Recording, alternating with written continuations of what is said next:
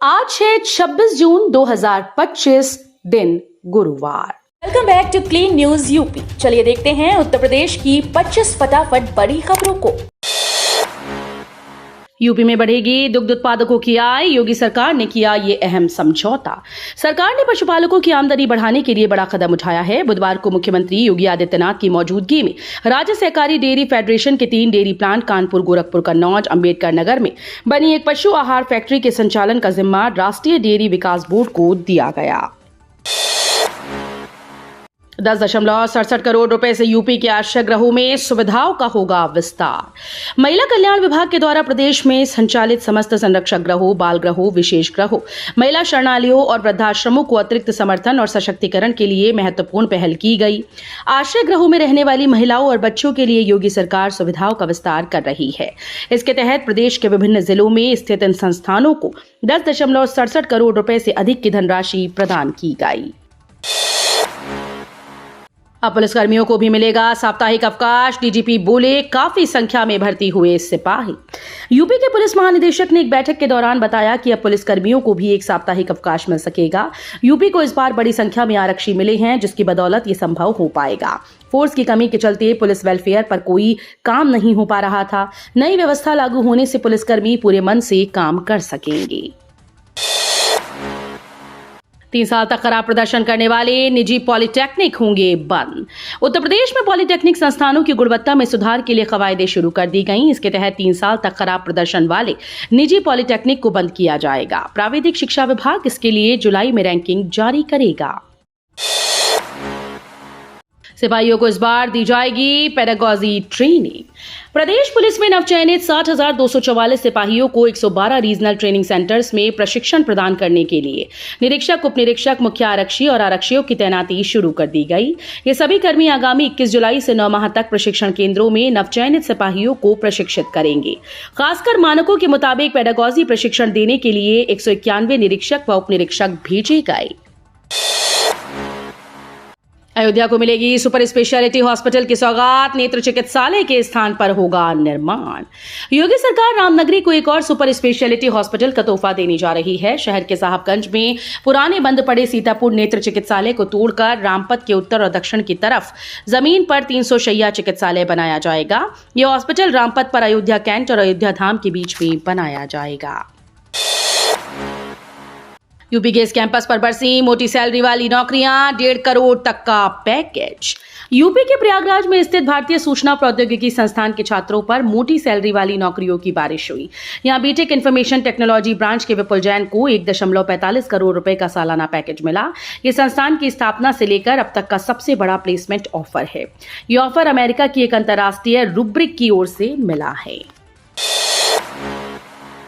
अब यूपी में मुगल शासन नहीं आएगा। अखिलेश सीजनल हिंदू, सपा प्रमुख पर बरसे संगीत सोम।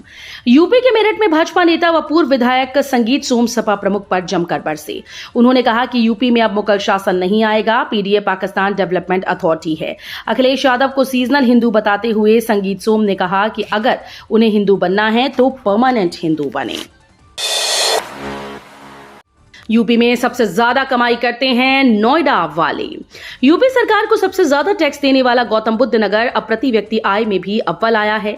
जिले के लोगों की 2024-25 में प्रति व्यक्ति आय 10.17 लाख रुपए रही, जो देश के प्रति व्यक्ति की सालाना आय 1.84 लाख से कई गुना ज्यादा है। यूपी में 2024-25 के दौरान प्रति व्यक्ति सालाना आय 94,068 रुपए बढ़ी है। वहीं 2023-24 में 93,514 रुपए की बढ़ोतरी हुई थी। ग्रेटर नोएडा के सभी एसटीपी होंगे हाईटेक। अब ऑफिस से होगी ऑनलाइन निगरानी।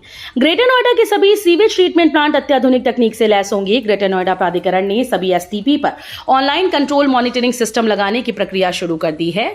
इसकी शुरुआत बादलपुर स्थित 2 MLD क्षमता वाले एसटीपी से हो चुकी है, जहां अब ऑफिस से ही इसकी निगरानी की जा रही है।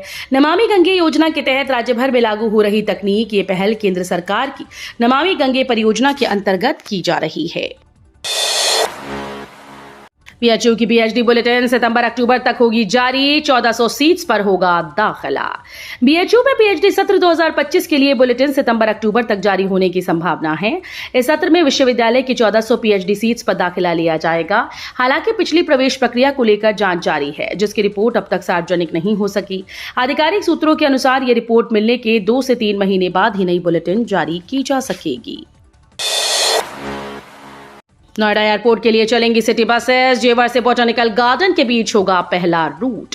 जेवर में बन रहे नोएडा इंटरनेशनल एयरपोर्ट तक आमजन आसानी से पहुंच पाएंगे। इसके लिए अब शासन स्तर से कनेक्टिविटी को लेकर फैसला लिया गया। वो ये है कि जिले के तीनों प्राधिकरण क्षेत्र में जो सिटी बस सेवा शुरू होनी है, पहला रूट जेवर से नोएडा के बॉटनिकल गार्डन के बीच का होगा। बाकी रूटों का चयन नोएडा, ग्रेटर नोएडा व यमुना प्राधिकरण की बन रही संयुक्त विशेष प्रायोजन संस्था करेगी। अयोध्या में पहली बार सावन में आएगी ऐसी घड़ी, राम मंदिर में माता सीता संग झूला झूलेंगे श्री राम। रामनगरी में इस बार झूलनोत्सव विशेष होगा। 500 साल की प्रतीक्षा के बाद राम मंदिर में एक तरफ रामलला विराजमान हुए।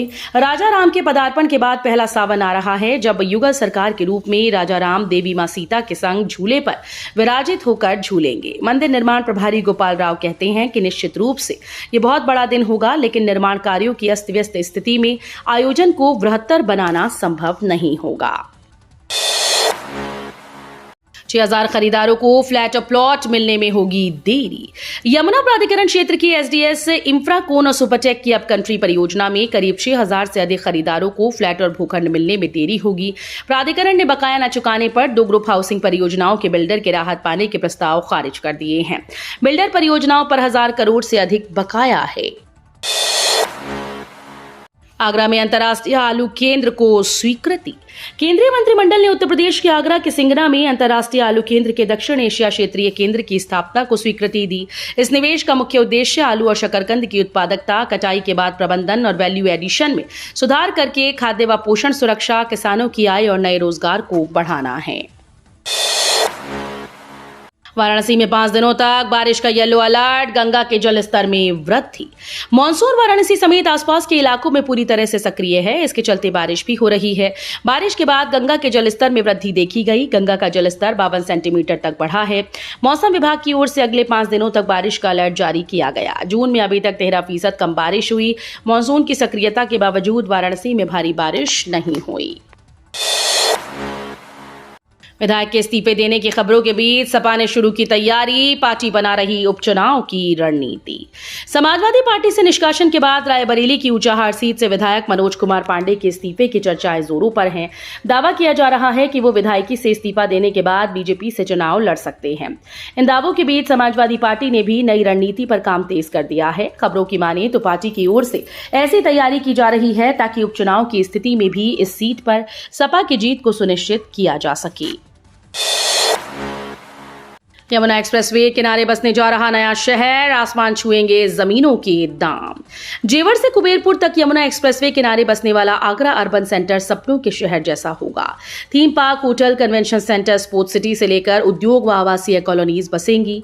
इसका मास्टर प्लान तैयार हो चुका है। यमुना एक्सप्रेसवे औद्योगिक विकास प्राधिकरण के सीईओ ने जेपी होटल में स्टेक होल्डर्स के साथ बैठक में अर्बन सेंटर का प्रेजेंटेशन दिया। गाजियाबाद में 800 करोड़ की जमीन गर्जा बुलडोजर, जीडीए की कार्रवाई से मचा हड़कंप। इंदिरापुरम के कनावनी में झुग्गी झोपड़ी बनाकर अवैध रूप से किए गए कब्जे पर गाजियाबाद विकास प्राधिकरण ने बुलडोजर चलाया।